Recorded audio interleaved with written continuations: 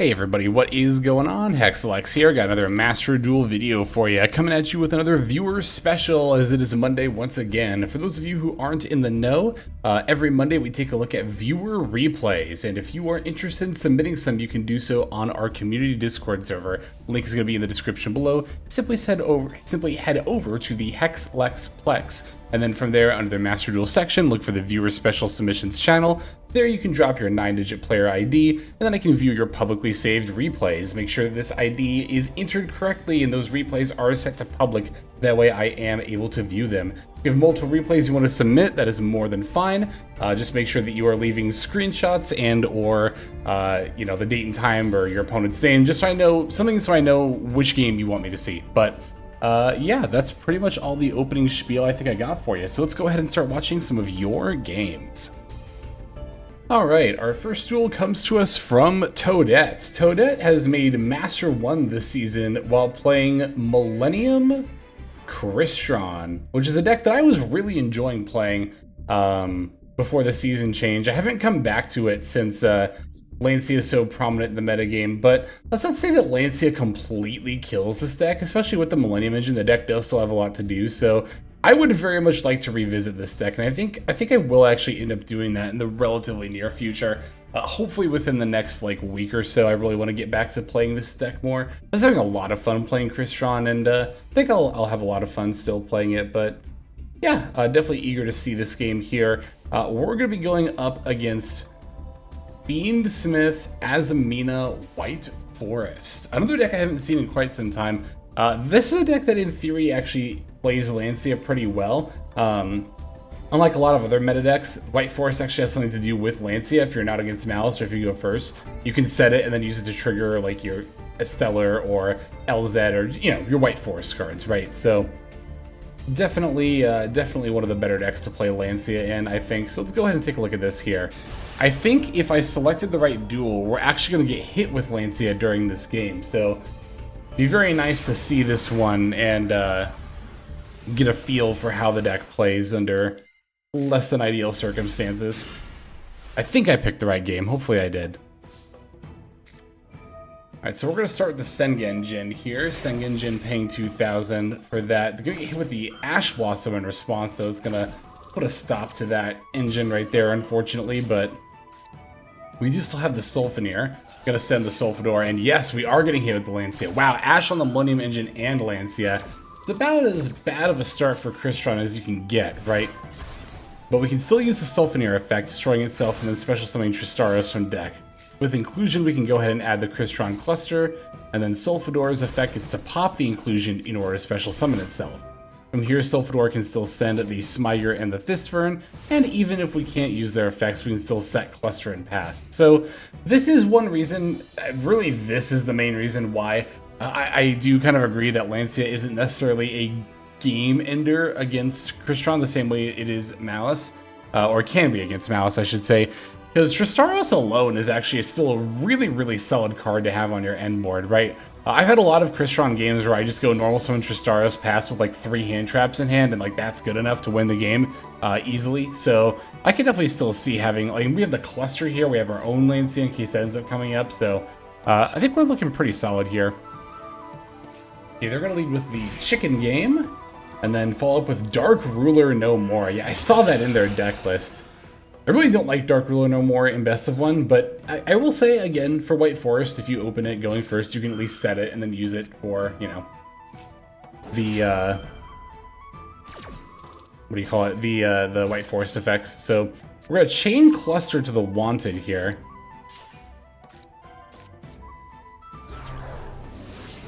And then Hallowed Azamina is going to end up summoning the Ilia Sylvia. Alright, here's Deception of the Sinful Spoils. Gonna send away the Chicken Game in order to go for the Diabell Star here. I don't think they have a clean way. Yeah, they can't really pivot into their White Forest engine from here, which is pretty good for us. Could use the Crystron cluster here against the Deception. Well, it's gonna chain Ilia Sylvia, of course, but this does get the Ilia Sylvia out of the way, so we don't have to deal with it. Face down is the Sinful Spoils of Silvera, right? So alright, Hallowed Azamina is going to put back the Ilia Sylvia and add back to hand. They did actually just add LZ Azamina. Gonna send away Deception to some of the Murashielago here. With Shielago F activating, that's gonna add Azumina Debtors. Not the most common card to see, but it's not a horrible choice either. Okay, they're gonna send away their Silvera to summon the Ilia Sylvia again. I was wondering how they were gonna summon that here, but... Alright, LZ Azumina go summon, then link with the Murashielago to go for Moon of Closed Heaven, and that's how they're gonna pivot into Fiendsmith. Wow, okay. So we are gonna have to deal with quite the end board here. Well, not like a huge end board, but I mean, relative to the number of resources we have, it's definitely gonna be a bit of an uphill struggle here. We're gonna have to push through at least a couple of negates, it looks like. And yeah, that Dark Ruler no more on our Tristaros was so brutal. Especially with the Sulfenir up. I think we could have made a 9. I think we could have summoned the 9 and actually started banishing their stuff, which would have been obviously really, really good for us.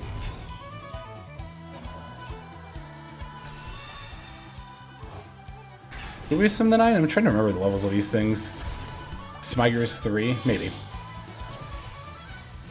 Just summon a 10 at least. And they're gonna go for an Underworld Goddess at the end of it all. Okay.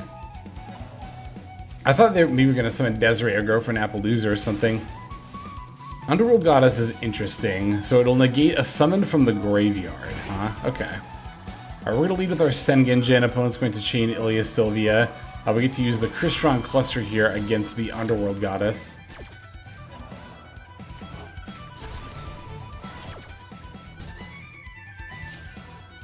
And we do still have those Crystron monsters in our graveyard. Yep, Smiger's gonna get to banish to add Inclusion. We still have Fistvern in there too to add a monster. We can use Inclusion for Tristaros, normal Tristaros, Sulfador F, pop Inclusion in order to summon. Now we get to go Sulfador, sending the Smiger. Yep, there's the Fistvern that's already in our graveyard. We get to banish that here for another Sulfador. And now we're gonna sink for 7. Is it gonna be Don Dragster, or no, it's gonna be the Ellie Skelly. Yeah, there's no reason to try to go into Don Dragster straight away for the face down here. I think that's, yeah, definitely better to keep comboing here. Imperm on the Ellie Skelly means that we can't add back, but we can still use the Tristaros Graveyard effect here. Banishing in order to pop. And then summon 2 from deck, and we still get the Ellie Skelly Graveyard effect. So that Imperm actually did not do very much at all against the Ellie Skeletus here. There's Sulfador coming up, and is this just lethal? Do we have lethal on board? This is 5,300? I don't remember how much they were at before. No, we're still a little bit short. But we can just end on Infinity plus Tristaros. Plus Citri as well. Yeah, that definitely, and Cluster. And Lancia, and Crossout. Definitely seems more than good enough to me, for sure. So yeah, wow, that was a pretty bad setup for us to play into there, and yet we were still able to push through it. That gives me a lot more hope when it comes to playing Crystron, which I definitely do want to come back to. So thank you very much, Shodad. I might even take your build, honestly, and just start testing with that. So very, very good stuff. Thank you very much for that game. We still, of course, have a couple more to check out. Let's go into the next one. Okay, our next duel comes to us from Draco. So Draco's got a pretty interesting sounding game that I'm really eager to check out here. We are going to be playing Galaxy Tachyon, going second, as in our build, and also we are going second in this game. Revelation of Hope? I don't think I've ever seen this card before. Send a face-up level 8 dragon monster you control the graveyard. Special summon a rank 8 dragon Xyz monster for your extra deck. This is treated as an Xyz summon. That's cool. That's a cool card. I didn't even know that existed. We got the rank up magic Barians for us in here. Hell yeah, that's awesome. Alright, so we're going to be playing Tachyon, going second against Maliss. Ooh, the big bad of the format here. So let's see how this matchup ends up playing out here. Very, very eager to see this here. Playing a going second deck, you know, in this meta can be a pretty daunting prospect, but we are choosing to go second. We're even going against Maliss here. Alright, let's see what ends up happening. Alright, let's go lead with the normal summon White Rabbit, setting the GWC. They're going to activate Gold Sarcophagus. Gold Sark's going to banish the Dormouse. Dormouse F to summon. We're, of course, going to chain the Max C. And that is going to go through. All right, Dormouse is going to hit the board. We're going to get to draw Rank Up Magic Quick Chaos as a result. Dormouse is going to banish the Chessy Cat here. They're going to go Chessy Cat Summon and Chessy Cat F, banishing another White Rabbit in order to draw two, which they're going to summon again. They are not afraid of our Max C here. They are accepting the challenge. All right. Link Decoder coming down next. That's going to then link off with White Rabbits in order to summon Red Ransom, I imagine. Yeah, here's Red Ransom.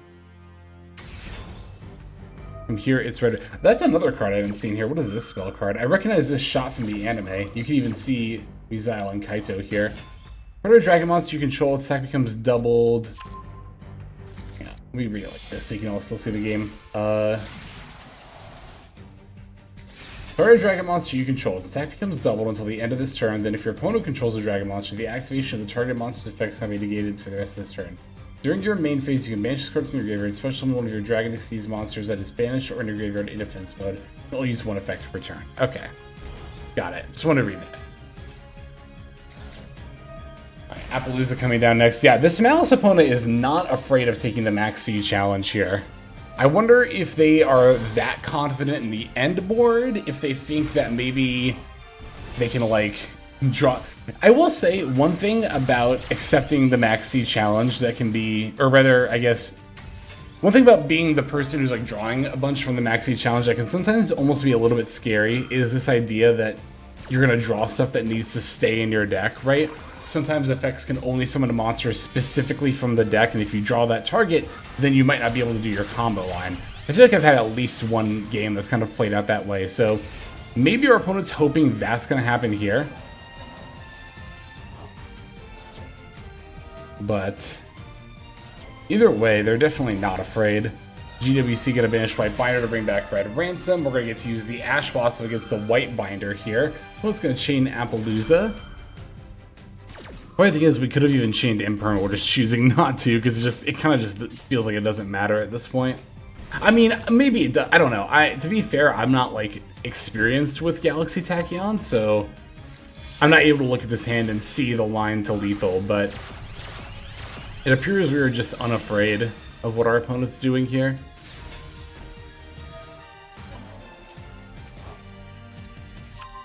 They're choosing to activate Firewall Dragon, which is very strange here. They definitely should not have done that. They might not be aware that it's once while on the field. They might think it's once per turn. But yeah, we have another Imperm. We can just fire that off against the Appaloosa right off the bat. They're going to go for the GWC. We're chaining Callby. Callby does end up being pretty effective here. Because it will still, of course, negate the effects, but the opponent's got a March here they're going to use in order to banish the White Binder instead.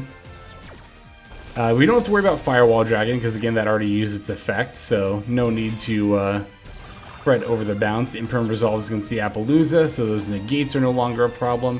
It looks like MTP is just about the only thing we're going to have to deal with here. Now, this is interesting. Our opponent is trying to summon 3 Maliss monsters, but they only have 2 zones, so they're not going to get the Dormouse here. But they do still get the White Rabbit. Oh, that's interesting that the Dormouse went to the graveyard, because there wasn't room on the field. That's worth remembering, I suppose.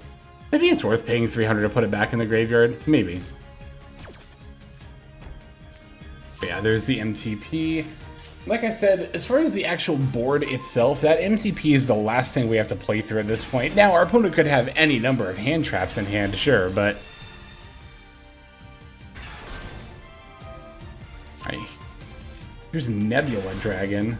Also summoning the Galaxy Eyes Tachyon Primal from hand. Just immediately just dropping 5 level 8 monsters on the board. Number 62, Galaxy Eyes Prime Photon. We're going to overlay on top of that in order to summon the number C62. Yeah, this was the royal one that everybody got here. This one is a negate, right? Oh no, it's a tower. Starting your battle phase, detach material. This can make up to 3 attacks. And then if it has Galaxy Eyes Photon Drag as a material, which it currently does, it's a towers and then it gains a bunch of stats. Okay, well, it's a towers against monster effects specifically. It can still be banished by MTP here. Let's see what ends up happening.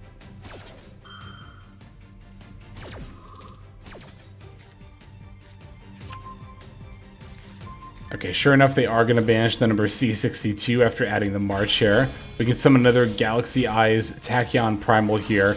It'd be really funny... Oh no, okay, this is number 30. I was going to say, it'd be really funny if we just end up going into another number C62 here. But we're going for the 38 as well as the 107. Normal summoning the Safer banishing in order to add Schwar's Shield. Not a once per turn to special summon Schwar's Shield, so we're going to go ahead and do that here. And then Quick Chaos will rank up our number 107 into the number C107, Neo Galaxy Eyes Tachyon. And this card can be pretty nasty. By detaching material, not only did it negate all of our opponent's monster effects, but all of their face-up cards on the field, but also they cannot activate cards or effects on the field for the rest of the turn. We can also could have traded some monsters to make more attacks, but more importantly, they're not able to activate anything on the field here. We also get to put back everything. Now there's special summoning here, but we can simply battle over that, and then we're doubling our monster's attack with the quick play spell. That's awesome. So we summoned to, like, I feel like we summoned almost every Galaxy boss monster there, and then getting to finish with the big attack doubling spell card is also really fun, especially against Maliss of all decks too. That is good stuff. Thank you very much for that submission there, Draco. Alright, we have time for one more duel here, so let's finish off with that one. And our final duel is going to come to us from Flat Toast, aka Fish, over on the Discord server. So, let's see. We're going to be taking a look at this game here, where we are going to be on a very interesting variant of Maliss. This is going to be Maliss Code Talker. And we are aiming to achieve the Extra Link, or the U-Link as some people call it, which is, of course, having both extra monster zones occupied by your Link monsters, meaning effectively that your opponent is no longer able to use the EMZ or play Link monsters as a result. So we're on this 60 card build here. I see stuff like Balancer Lord, Catch Eye, L2, Code Generator, 4 Mud Skipper. I love 4 Mud Skipper. Man, I don't get how people can hate Cyburst. There are so many cool, like, fun little Cyburst dudes that, like, I love it. I love it so much. I think 4 Mud Skipper might be low-key one of my favorite cards in the game. So good. Alright, and then our opponent is going to be also on a 60 card deck. They are on Lightsworn Tier, featuring Gen and Ken, looks like, as well. So we get to finish out with 2 60 card decks clashing against each other here. I love it. Let's go ahead and dive right on in.